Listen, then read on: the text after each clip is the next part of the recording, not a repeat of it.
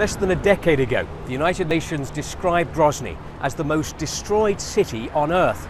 I remember coming to this street and seeing nothing but bombed out buildings and piles of rubble. Well, look at it now. The whole place has been totally rebuilt. All these buildings that were bomb damaged have risen again. Running down the centre of the avenue, there's a leafy boulevard all the way to the end, and in the distance you can probably see the skyscrapers. They're called Grozny City. They were opened last year. Who'd have thought it? Skyscrapers in the Chechen capital. There are sushi bars, pizza restaurants, there's a coffee shop over here, next to it a beauty parlour, and it's a similar scene across Grozny. But there's something a little bit different about this avenue. It's been renamed. This is Putin Avenue. And this is the man who renamed it Putin Avenue, Ramzan Kadyrov, the local Chechen leader.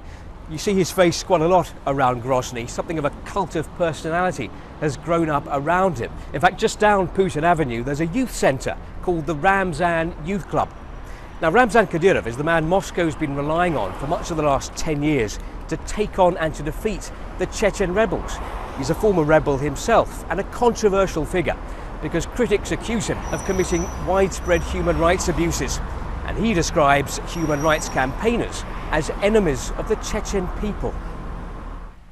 One of the things Ramzan Kadyrov says he wants to do is to make Chechnya more Islamic than the Islamists. So at the end of Putin Street, he's built this giant mosque called the Heart of Chechnya.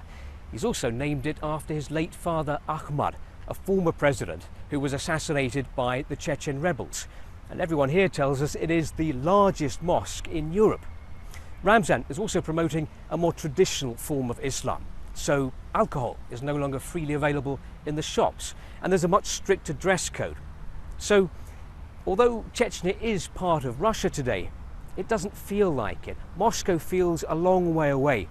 In fact, with this giant mosque and these skyscrapers going up, many people here believe that Grozny is the next Dubai.